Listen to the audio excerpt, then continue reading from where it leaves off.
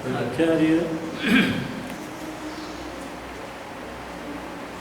कुंदकुंद स्वामींच्या वाङ्मयातून पंचपरमागमातून निवडलेल्या खास अध्यात्माने प्रेरित असलेल्या 100 गाथा यांचं संकलन डॉक्टर भारी साहेब यांनी केलं आणि ती कृती इतकी लोकप्रिय झाली की त्यामुळे पूर्ण्या 5ही आगमाचा एक ओझरता परिचय श्रावकांना होऊन गेला. आणि या कुंदकुंद साहित्यामध्ये काय आहे, मुख्य कशावर आहे याचं भान सर्वांना झालं. ते पुस्तक आहे, घेऊन जा मागे. प्रवीण ते पुस्तक घेऊन ते पाठीमागे 2-3 पुस्तक वाचता मागे.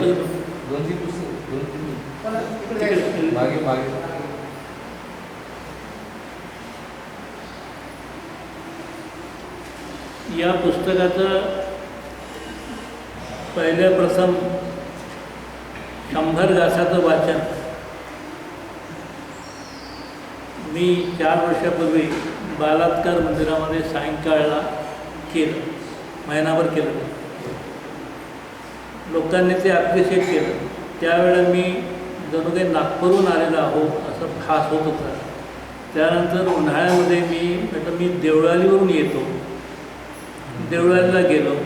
मध्यंतरीच्या इथल्या काळामध्ये काय शिजलं, त्यानंतर पुन्हा त्यांनी मला काही तिथं बोलावलं नाही.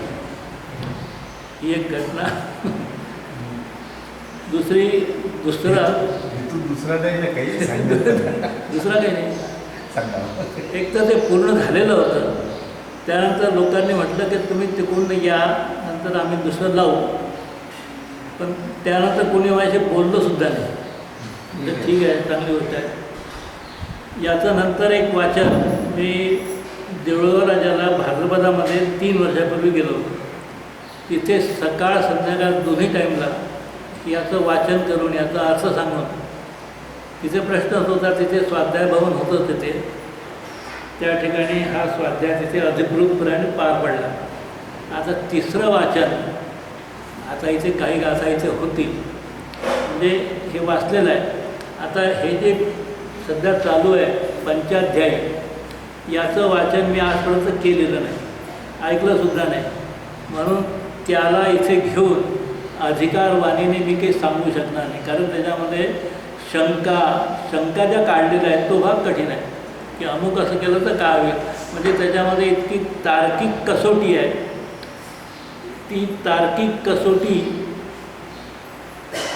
दुसरा कोणी लावू शकत नाही.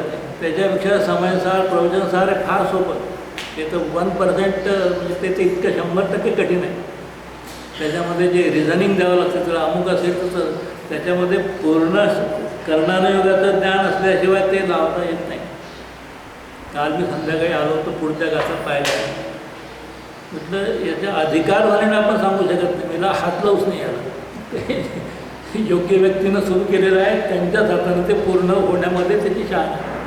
म्हणून म्हटलं आता काय लावायचं आहे. म्हणून हे आता आहे तुझ्यासमोर कुंदकुंद शतक आहे.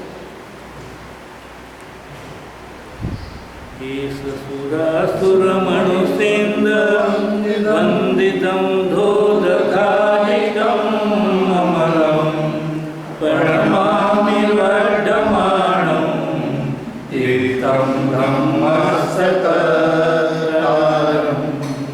सुरसुर इंद्र नरेंद्र वंदित कर्ममल निर्मलतर वृषतीर्थके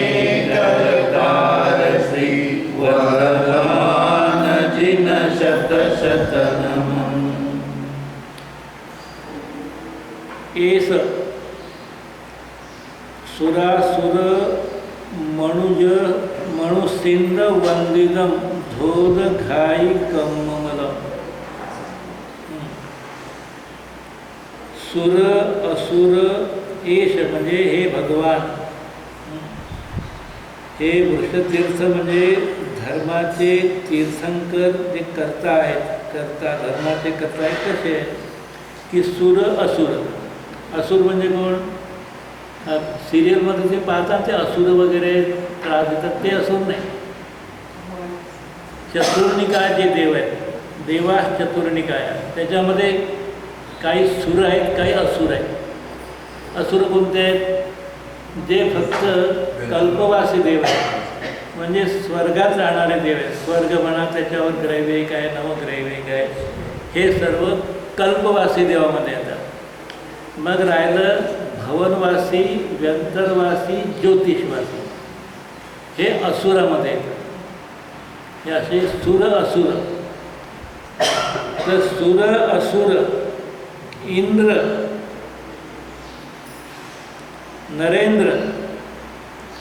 नरेंद्र याचा अर्थ पृथ्वीवरचे राजे, म्हणजे सर्व 40 जे इंद्र आहेत समोशरणामध्ये मुख्य रूपाने तीर्थंकर भगवंतासमोर ज्यांचं आसन लागलेलं असते, मुख्य श्रोते, ते 40 इंद्र. शत इंद्र, ते 100 इंद्र जे आहेत, त्याच्यामध्ये सिंहसुद्धा आहे, म्हणजे तिऱ्यांच्या प्राण्याचा प्रतिनिधी म्हणून. असे 100 इंद्र भगवंताची सेवा करतात, म्हणजे त्यांचं प्रवचन ऐकण्यासाठी भक्तिभावानं येतात. तर असे सुर असुर मनुज इंद्र वंदितम, अशा इंद्रांनी वंदित असे जे जिनेंद्र भगवान आहेत ते कसे आहेत? धोद, म्हणजे ज्यांनी धुवून टाकलेलं आहे, नष्ट केलेलं आहे. घाई कर्म मलम, घाती कर्म मलम, घाती कर्म, 4 घाती कर्म हेच काही मळ आहे. या मळांना ज्यांनी साफ केलं, या 4ही कर्माचा ज्यांनी नाश केला, असे ते जिनेश्वर भगवान आहेत. ते जिनेश्वर भगवान सुर असुर मनुज इंद्र यांनी वंदित आहे, म्हणजे त्यांची महिमा सांगितलेली आहे. प्रणमामी वर्धमान, अशा वर्धमान तीर्थंकरांना मी प्रणमन करतो, नमस्कार करतो. कारण ते तीर्थम धम्मस्य कर्तारम, ते धर्मतीर्थाचे कर्ते आहेत. धर्मतीर्थाचे कर्ते आहेत. वास्तविक ही धर्मतीर्थाची परंपरा अनादिकाळची, अनादी तीर्थंकर झाले. 24 तीर्थंकराच्या अगोदरही अनंत अनंत 24 झालेली. त्या अपेक्षेनं हे अनादी आहे. परंतु मध्यंतरी एक 24 गेल्यानंतर दुसरी 24 येईपर्यंत त्या काळामध्ये धर्माची प्रवृत्ती कमी कमी कमी होत जाते. कधी काळी ती पूर्ण टोटली खंडित होते, खंडितच होऊन जाते. एक 24 गेल्यानंतर एवढंच काय, एक तीर्थंकर गेल्यानंतर दुसरे तीर्थंकर होण्यासाठी लाखो वर्ष लागतात. योगायोगाने पार्श्वनाथ स्वामीनंतर महावीर स्वामी जे झाले, त्याच्यामध्ये कालखंड किती गेला? किती गेला?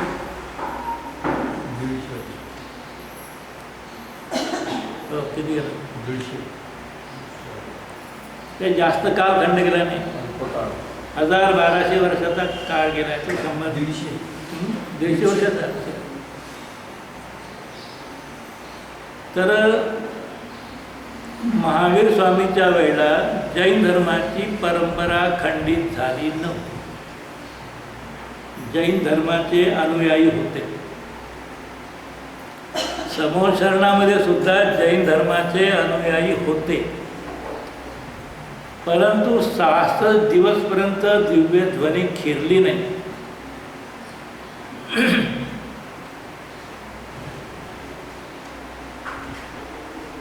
ती का खिरली नाही?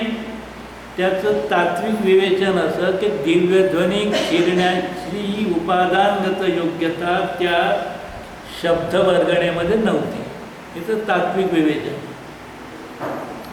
आणि त्याला अनुरूप बाह्य परिस्थिती काय होते का त्या तीर्थंकर वाणीचा अर्थ सांगण्याची कुवत क्षयोपशम ज्ञानामध्ये आहे.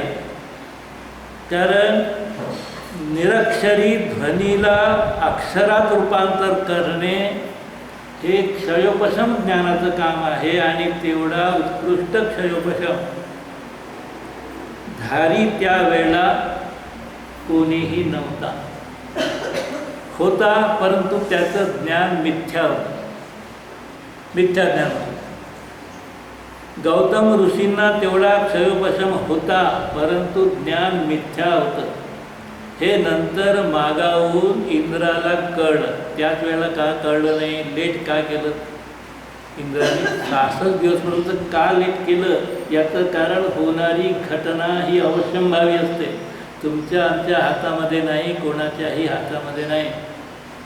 त्यावेळेला नेमकं अवधिज्ञानी मुनीसुद्धा उतरत नाही का हे दिव्य ध्वनी का बंद झाली आहे, तू तिकडे जा त्यांना घेऊन ये. योग्य उपादानगत योग्यता आल्याशिवाय निमित्ताचाही संयोग होत नाही. हे झालं त्यात. असे हे वर्धमान तीर्थंकर त्यांनी जी रचना केली ती रचना ज्याच्यामध्ये साठवली आहे त्याचं नाव आहे श्रुत. आणि मग श्रुतकेवली काय? श्रुतकेवलीचे 2 अर्थ केले. श्रुतकेवलीचे 2 अर्थ असे केले आहेत का जसं समयसाराच्या पहिल्या गाथेमध्ये वंदेत्तु सौव सिद्धे ध्रुव मचलम अणोवमं गदिम पत्ते ओच्छामी समय पाहुणमिणमो सुध केवली भणिदम. सुध केवली भणिदम याचा काय अर्थ होतो?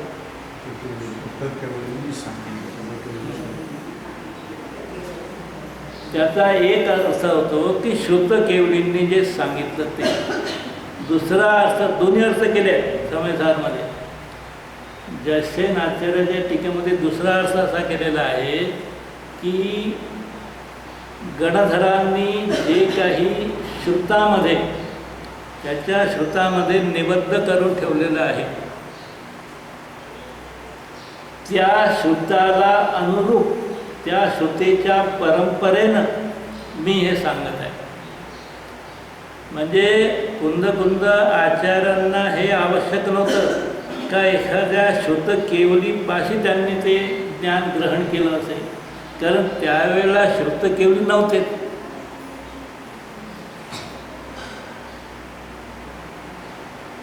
बरोबर. ही जी श्रुत केवलीची वाणी आहे ही क्षयोपशम ज्ञानाची सर्वोत्कृष्ट दशा आहे. पुढे म्हटलं की क्षयोपशम ज्ञानाचं मेजरमेंट कसं करा. क्षयोपशम ज्ञानाची सर्वात उच्च पातळी कोणती तर 11 अंग 14 पूर्व हे क्षयोपशम ज्ञानाचं सर्वोच्च बिंदू आहे. त्याच्यानंतर केवल ज्ञान. तर या 11 अंग 14 पूर्वामध्ये आत्म्याचा अनुभव प्रॅक्टिकल आहे. म्हणून 11 अंग आणि 9 पूर्वाचं ज्ञान जे आहे हे थेओरिटिकल आहे. थेओरिटिकल म्हणजे बिना प्रात्यक्षिक. त्याच्यामध्ये आत्म्याचा अनुभव करणारे असतील किंवा नसतील, आत्म्याचा जे अनुभव करत नाही ते मिथ्या. आत्म्याचा अनुभव ज्याला आला नाही ते मिथ्या. मिथ्या दृष्टीला सुद्धा 11 अंग आणि 9 पूर्व याचं ज्ञान तंतोतंत आहे. आता त्या ज्ञानाचा विस्तार किती असेल? सध्या प्रचलित काळामध्ये एक अंगाचंही ज्ञान पूर्ण नाही. एक अंगाचंही नाही. बरं, पूर्व राहू द्या. 14 पूर्व तर आता हे फक्त गिरवाणीमध्ये त्याचे नावं सापडतील, पण सध्या पूर्व ज्ञान असणारा कोणी नाही. 12 अंगापैकी म्हणजे 11 अंगापैकी एका अंगाचंही पूर्ण ज्ञान असणारा कोणी नाही. इतक्या झपाट्याने या श्रुतज्ञानाचा लोप होत आहे. इतका क्षयोपशम दिवसेंदिवस आपला सुद्धा क्षयोपशम ढासळत आहे. वर्षोगिंती आपण गाथा वाचतो, व्याख्या पाठ करतो. इथे व्याख्या विचारलं कोणाला येत नाही. एखाद्यालाच येईल आणि ज्याला येते त्याच्यामध्ये 2-4 चुका असल्याशिवाय व्याख्या समोर येत नाही. काही ना काही ओमिशन त्याच्यामध्ये राहते. ते कशाचा परिणाम आहे?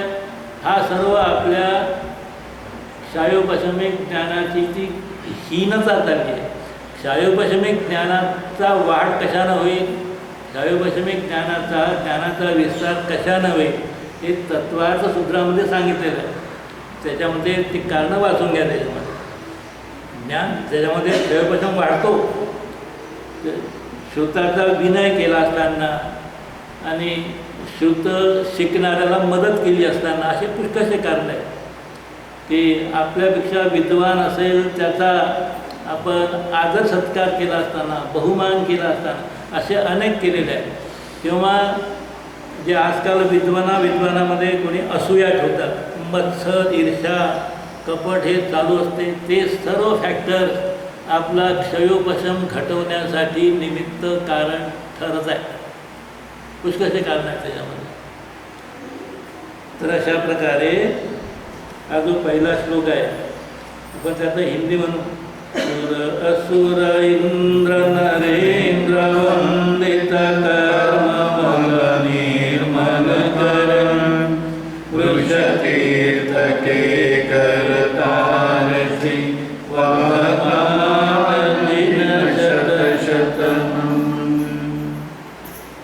पुढे आहे अरुहा सिद्धायरिया उवझाया साहु पंच परमेठी देव जेठैया रे तम्मा आदाहु मे शरणं. अरुहा हे प्राकृत भाषेचं रूप आहे आणि बहुवचनीय आहे. म्हणजे अरिहंत, सिद्ध, आयर्य आचार्य, वच्छाया उपाध्याय, साधू हे 5 परमेष्ठी आहेत. ते विहू चिठ्ठही आदे. म्हणजे आदा म्हणजे आत्मा. आदे म्हणजे आपल्या आत्मस्वरूपामध्ये हे 5ही जण लीन असतात. आत्मस्वरूपामध्येच लीन असल्यामुळे आत्मस्वरूप आणि ही पर्याय अनंत, सिद्ध, आचार्य, उपाध्याय, साधू ह्या पर्यायी आणि आत्मा या दोघांचा एकरूप संबंध आहे. कारण प्रत्येक समयात होणारी पर्याय त्या पर्यायीशी द्रव्य तद्रूप असते. प्रत्येक समयात होणारी पर्याय त्या पर्यायीशी ते द्रव्य, ते त्रिकाली द्रव्य त्यावेळेला तद्रूप असते.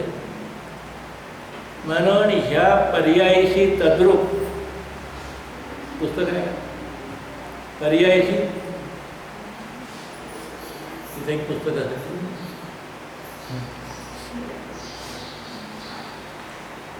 आहे. पर्यायीशी तद्रूप कोण झालं? मग ह्या पर्यायीशी तद्रूप भगवान आत्मा झाला. म्हणून काय म्हटलेलं आहे? ते विहू चिठ्ठही आदे. चिठ्ठही म्हणजे स्थित आहे. हे सर्व हे 5ही परमेष्ठी आपल्या आत्म्यामध्ये स्थित आहे. भगवान कुठे आहे? सिद्ध भगवान सिद्ध शिलेवर आहे हा व्यवहार. सिद्ध भगवान आपल्या आत्मस्वरूपात आहे हे निश्चय. तुम्ही कुठं आहात? आपण आपल्या स्वरूपामध्ये असेल तर आम्ही आमच्या घरी आहोत. अध्यात्माचं घर आपलं स्वरूप. उद्गल कर्माच्या चिंतेमध्ये, स्वयंपाक पाण्याच्या चिंतेमध्ये आपण लागले असेल तर कुठे आहात तुम्ही? उद्गल कम्म पदे सठ्ठिदम. उद्गल कर्माच्या प्रदेशामध्ये त्यावेळेला तो स्थित झालेला आहे. ते विहू चिठ्ठही आदे आता मग शरण कोणाला जायचं? शरण कोणाला जायचं? अरहंत बरे का सिद्ध बरे? नाही अरहंत बरे कारण उपदेश करतात नाही असं प्रश्न आहे का? त्यात छोट्या मुलांना सांगतात की अरहंत श्रेष्ठ को सिद्ध श्रेष्ठ असे प्रश्न आहे. त्या स्टँडर्डला ठीक आहे. मग आता शरण कोणाला जायचं? अरहंत शरण नाही, सिद्ध शरण नाही, ह्या सर्व पर्याय आहेत. कसं वाटेल? अरहंत भगवान शरण नाही, सिद्ध भगवान शरण नाही, मग अर्यंते शरणम पवज्जामी, सिद्धे शरणम पवज्जामी, हा सर्व व्यवहार आहे, लौकिक व्यवहार आहे. हा निश्चय नाही आहे. हो, अरहंत सिद्धांना शरण जाणं म्हणजे परद्रव्याला शरण जाणं आहे. जर आपलं स्टँडर्ड वाढलं आहे की नाही, त्या अध्यात्माचे संस्कार होता होता वाढलेलं आहे. म्हणून आता हे सर्व कोणाला ऑकवर्ड वाटायला काय नाही. तुम्ही असं का सांगता अरहंत शरण नाही, सिद्ध शरण नाही, मग हे जे 4 शरण आहेत ते काय आहे? पण ते व्यवहारानं शरण आहे, व्यवहारानं आहे. मग शरण कोण? अरे हे 5 परमेष्ठी ज्याच्यामध्ये लीन आहे तो शरण आहे. हे 5ही परमेष्ठी आपापल्या त्रिकाली ध्रुव आत्म्यामध्ये लीन असतात. म्हणून तुझ्यासाठी तुझा भगवान आत्मा हा शरणभूत आहे. सांगते तुझ्याकरता तुझा भगवान आत्मा शरण आहे. त्याची शरण, त्याची संगती कशी सोडू नकोस. ते मग अरहंताला शरण जायचं की नाही? जर तू आपल्या त्रैकालिक ध्रुव आत्म्याला शरण जात असेल तर अरहंताला शरण जाण्याचा विकल्प येणार नाही. त्याच्यामुळे तू हा प्रश्न विचारू शकतो, अरहंताला शरण जायचं की नाही? घरी ताज्या पोळ्या केल्या असताना मग ते शिळीपोळी खायची का कालची? कालची शिळीपोळी खायची का? हा विकल्प कशाला आला तुला? ताज्या पोळ्या आहेत ना, असं आहे ना. अरे आपल्या त्रैकालिक ध्रुव आत्म्यासारखा महान गरिमामय श्रेष्ठ अशा आत्म्याची उपलब्धी जर आपल्याला झाली असेल तर मग अरहंताला शरण जाण्याचा विचार येईल काय? येणार नाही. तो विचार तर विकल्पाच्या भूमिकेमध्ये, जेव्हा आपण आता पुद्गल कर्माच्या प्रदेशामध्ये गेलेलो आहोत तेव्हा कदाचित शुभराग डोकावून येईल. तो येऊ द्या. त्याला सहज भाव आला, अरहंतांना नमस्कार करण्याचा, भक्ती करण्याचा, अर्घ्य देण्याचा, पूजन करण्याचा सहज भाव आला. तो भाव येऊ द्या. तो फक्त साक्षी भावानं बघा. त्याला उपादेय मानू नका. उपादेय जगामध्ये असे 2-3, 3-3 नसतात, 4-4 नसतात. उपादेय फक्त एकच असतो, तो भगवान आत्मा. शरण व्यवहारानं 4 आहेत, शरण एकच आहे. निश्चय शरण, आवश्यक 6 नाही, एकच आहे, एकच. जेव्हा तो निश्चय, त्या निश्चयामध्ये बैठक लागत नाही, मन विचलित होते, विकल्पाने ग्रस्त होते, त्यावेळेला व्यवहारामध्ये हा जीव जातो. व्यवहारात जावं असा उपदेश कोणी करत नाही आणि करू नये. अनादी काळापासून हा जीव व्यवहाराला चांगल्या प्रकारे ओळखतो. व्यवहारात अनंत वेळा गेलेला आहे. व्यवहार परिचित आहे. सुद परिचितानुभूता सौवस्यवी काम भोग बंधकहा एयत्तस्सुवलंभो नवरीन सुलभो विहत्तस्य. ह्या गोष्टी तर सर्व सुलभ आहे. काम भोग बंध कथा, काम भोग बंध कथा म्हणजे आत्म्याला सोडून असणाऱ्या सर्व कथा, म्हणजे इन्क्लुडिंग हा जो लौकिक शुभाचार आहे हा सुद्धा अनंत वेळा जीवांना परिचित आहे. परिचय करण्याची गरज नाही. परंतु एयत्तस्वलंभो, एकत्व विभक्त भगवान आत्म्याचा परिचय, त्याची कथा ही आजपर्यंत या जीवाला अनंत काळामध्ये सुद्धा ऐकायला मिळाली नाही. अनंत काळ तर तसाच निगोदामध्ये गेला. आणि जो काही मनुष्यभाव मिळाला तो त्या असा मनुष्यभाव मिळाला का जिथे जैन धर्माचे संस्कार नाही, असे किती गेलेत. आणि हे किती गेल्यानंतर हे सर्व छाटत छाटत छाटत आम्ही आता एका प्लॅटफॉर्मवर कमी संख्या तिकडे पाहत म्हणजे हे कुंद आचार्यांची महिमा गरिमा आणि भगवान आत्म्याची महिमा गरिमा सांगणारे विद्वान मुनी वगैरे फार अत्यल्प मात्रेमध्ये आहेत, बोटावर मोजण्या इतके सुद्धा नाहीत. आणि श्रोतेसुद्धा त्या पर्सेंटेजने तशाच प्रकारचे जिकडे तिकडे कमी आहेत. तिथे ऐकता ना, पारस चॅनेल असं लागलेलं आहे, कधी पाहून घ्या. पारस चॅनेलवर एकही भगवान आत्म्याचं नाव येत नाही. ते दिवे घेऊन आरती, ते नृत्य, ते सर्व हा सर्व संसारवर्धिनी क्रियेचा बोजवारा सर्वीकडे पाहायला मिळतो. ही जैन धर्माची ट्रॅजेडी आहे, महाभयानक ही बिमारी आहे आणि कोणीही याचा इलाज करू इच्छित नाही. ही वस्तुस्थिती आहे. अरहंत से आचार्य पाठत साधु है परमेष्टिपण, सब आत्मा की अवस्थाए आत्मा ही है शरण. याचा जिष्ट निघाला, आत्मा ही है शरण. एकच शरण लक्षात ठेवा. तिसरा श्लोक. सम्मतं सन्नानं सच्चारितं हि सत्तवं चैव, चौरो जेष्ठ हि आदे तम्मा आदाहु मे शरणं.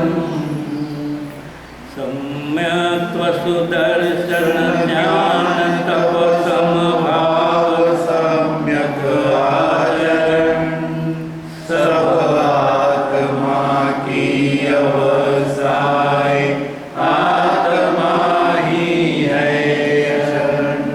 अष्टपाऊल ग्रंथामधली ही गाथा आहे. सम्मत्तम म्हणजे सम्यक्त्व, सन्नानम म्हणजे सम्यक ज्ञान, सच्चारित्रम म्हणजे सच्चारित्र, आणि सत्तपम आणि सम्यक तप. ह्या चारही पर्याय, चौरो चिट्टही आदे, ह्या चारही पर्यायी भगवान आत्म्याच्या आश्रयाने होत आहेत. आणि म्हणून तम्मा आदाहु मे शरण. आणि मला शेवटी मग आता पर्यायीचं शरण घेता येत नाही. का घेता येत नाही पर्यायीचं शरण? पर्याय एक समय मात्र असते.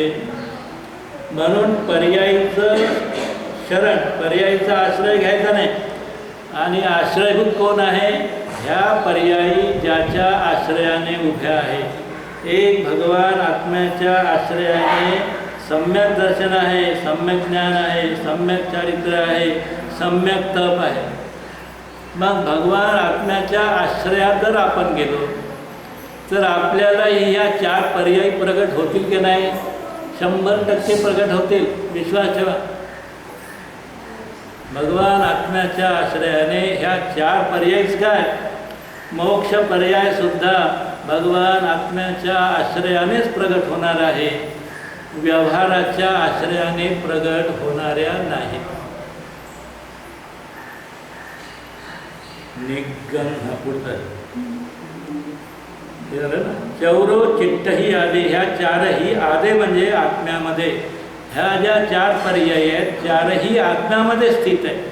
म्हणजे या चारही याच्यामध्ये भगवान आत्मा जसं त्या 13व्या समयसारख्या 13व्या गाथेमध्ये म्हटलेलं आहे, भूदत्तेना विगदा जीवा जीवाय पुण्य पावम च आसव बंध संवर संमत काय. म्हणजे भूतार्थाने बघा 9 तत्वाचं श्रद्धान म्हणजे सम्यक दर्शन आहे, सामान्य कथन आहे. नऊ तत्वाचं तत्वाचं श्रद्धानं सम्यक दर्शनम सामान्य कथन आहे. पण भूतार्थाने शुद्ध नयाने हे शब्द दिला आहे. भूतार्थाने जर या नऊ तत्वाचं श्रद्धान केलं तरच ते सम्यक दर्शन होईल. भूतार्थानं जर केलं नाही तर ते सम्यक दर्शन होणार नाही. हा 13व्या गाथेचा मथळा आहे. तर ह्या चारही आत्म्याच्या पर्यायी आहेत. म्हणून मला आत्मा शरण आहे. याच्यावर प्रेशराईज द्या. तम्मा आदाहु मे शरण. म्हणून मला माझा भगवान आत्मा शरण आहे. झालं का नाही? सिंपल काम. काही टेन्शन नाही डोक्याला जास्त, काही लक्षात ठेवायचं. एक भगवान आत्मा मला शरण आहे, हा त्याचा जीत झाला. पुढची करा.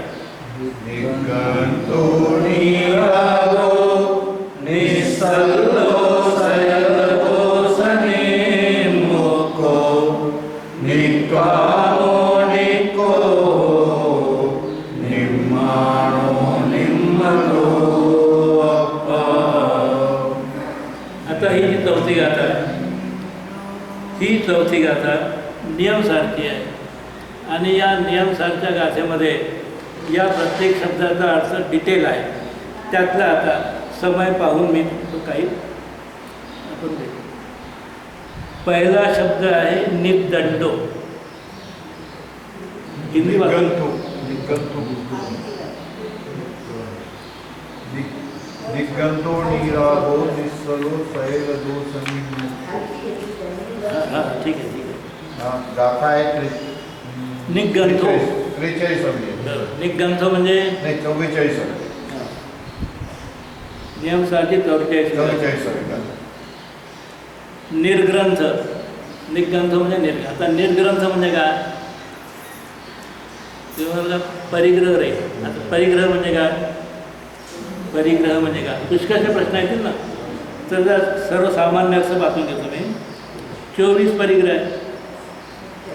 आणि 24 परिग्रह हे झाले अभ्यंतर परिग्रह. 24 परिग्रह के परित्याग हे 24 परिग्रह अंतरंग आहे. अंतरंग परिग्रह याचा अर्थ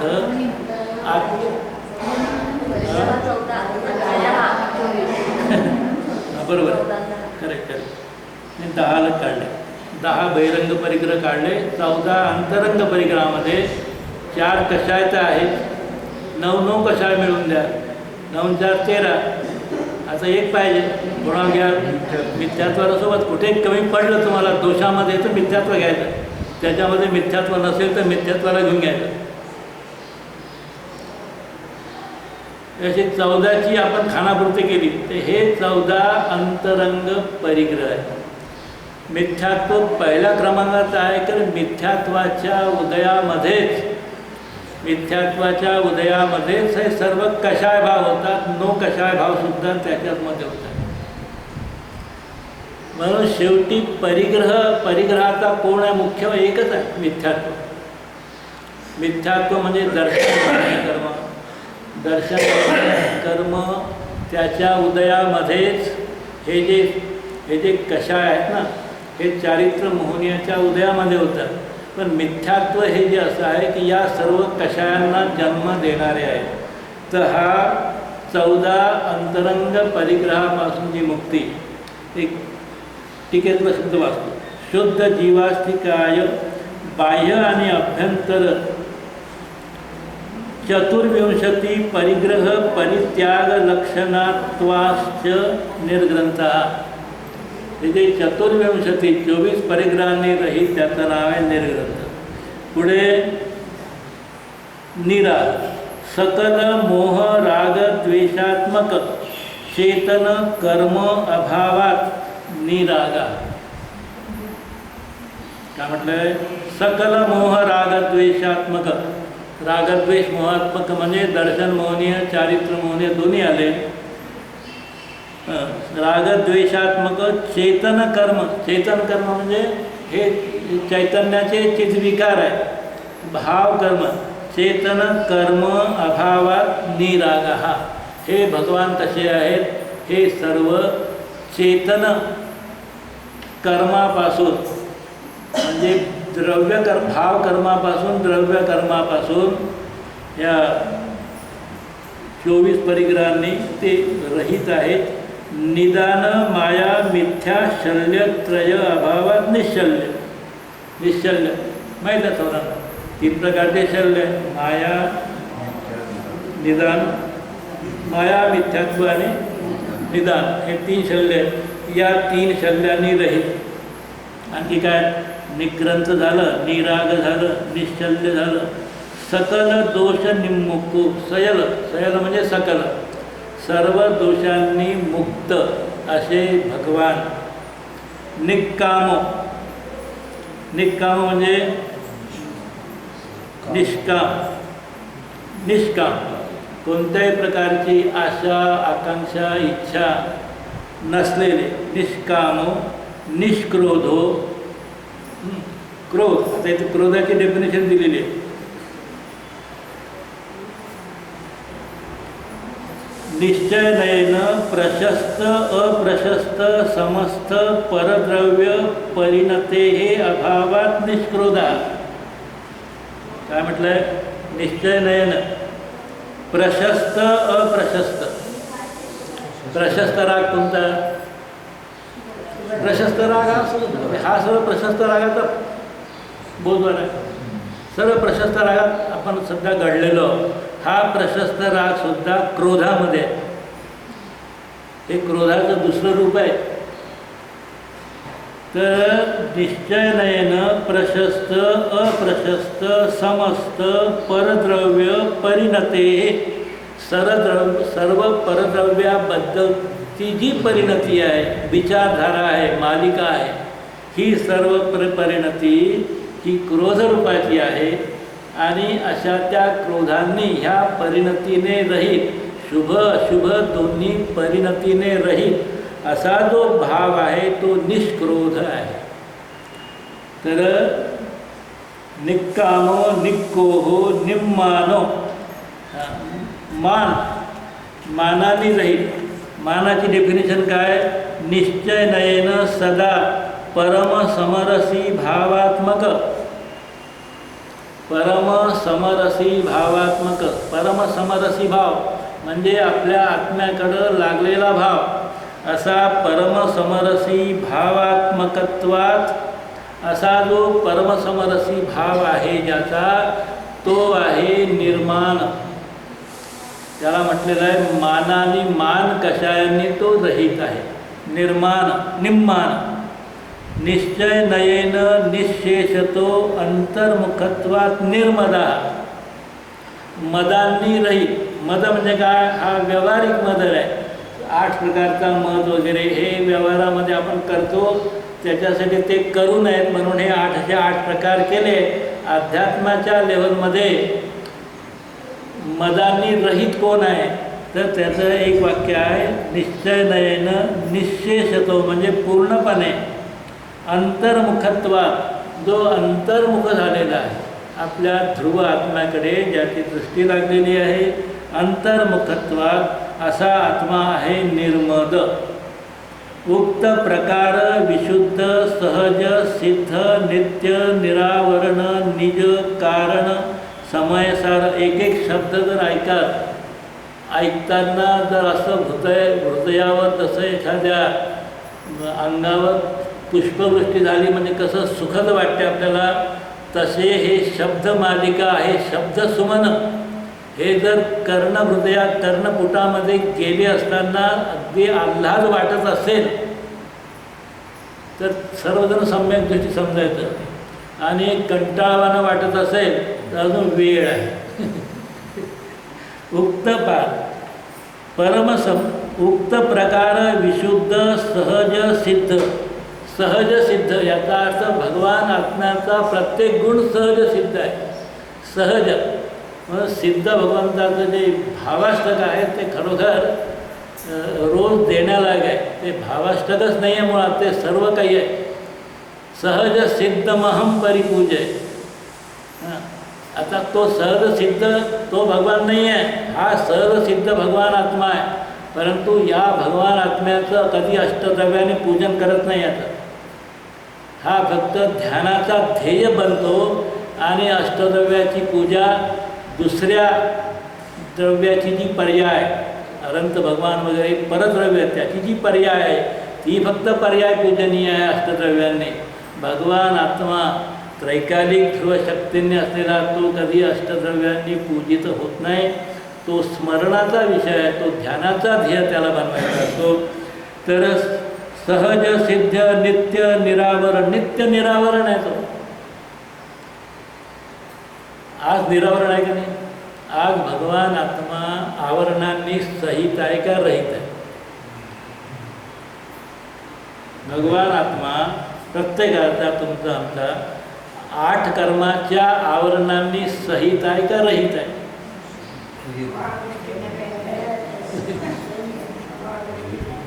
जो 8 कर्मांनी सहित आहे ते कर्माण शरीर आहे. समजलं का? द्रव्य कर्म कर्माण शरीर आहे. मग आता आत्म्यामध्ये प्रवेश तो आत्म्यामध्ये जे विकारी भाव कर्म ते आहे 8 प्रकारचे भाव कर्म आहेत. त्या त्या कर्माला अनुसरून तशा प्रकारचे भाव होत आहे म्हणून ते भाव कर्म. पण त्या भाव कर्माचा माझ्या चैतन्य सदनमध्ये प्रवेश नाही ना. मी म्हटलं का हे माझं घर आहे, हे 100 बाय 50च्या यार्डमध्ये माझं घर आहे. ठीक आहे, ते पाहायला ग्राउंड आहे, अमुक आहे तमुक आहे, ती खोली ती खोली. तुमचं बेडरूम कोणतं हे आहे. तुमच्या बेडरूममध्ये तुमच्या अंगणामध्ये असलेलं काटेरी झाड याचा प्रवेश आहे का? हो, काटेरी झाड कुठं आहे? माझ्याच घरामध्ये आहे. तर तुझ्या बेडरूममध्ये काटेरी झाडाचा प्रवेश आहे का? नाही, काटेरी झाड बाहेर आहे. तसं माझ्या चैतन्य रूपी आत्म्याच्या बेडरूममध्ये माझ्या त्रैकालिक ध्रुव आत्म्याच्या विश्रांती स्थानामध्ये रागद्वेषाधिकांचा प्रवेश नाही. तेव्हा कसं आहे, प्रवेश तर तिथे येणारच आहे. दुधामध्ये साखर टाकली तर ते सर्व दुधामध्ये शिरणारच आहे. रागद्वेष शिरणार जरी असतील पण हा व्यवहारसुद्धा अगदी व्यवहार आहे. दुधामध्ये टाकलेली साखरसुद्धा दुधाच्या कणामध्ये मिसळत नाही, व्यवहाराने मिसळलेली आहे. परंतु जिथे दुधाचा परमाणू आहे त्या परमाणूला फोडून साखरीचा परमाणू कधी एंटर करत नाही. परमाणूला ब्रेक करता येत नाही, तर परमाणूला फोडता येत नाही साखरीचा परमाणू. तिथेसुद्धा तो अलग आहे. असं माझ्या या चैतन्य सदनमध्ये भगवान आत्मा अशा ठिकाणी आहे की तो कोणत्याही कर्ममलांनी सहित नाही. म्हणून कर्ममलांनी तो आज रहित आहे. म्हणून तो आज माझा उपास्य बनू शकतो. आज तो माझा ध्यानाचा ध्येय बनू शकतो, श्रद्धेचा श्रद्धेय बनू शकतो आणि ध्यानाचा ध्येय बनू शकतो तो भगवान आत्मा. म्हणून संपत आला, याचा वेळ झाला. काय म्हटलेलं आहे? निक्कामो निक्कोहो निम्मानो निम्मदो असा जो आत्मा आहे तो आत्माच एक शरणभूत आहे. त्याचं एक हिंदी वाचून टाका श्लोक.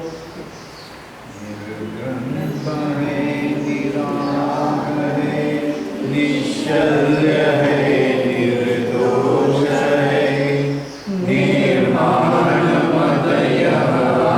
आत्मा, निष्काम है, निष्ठो है. ज्ञान से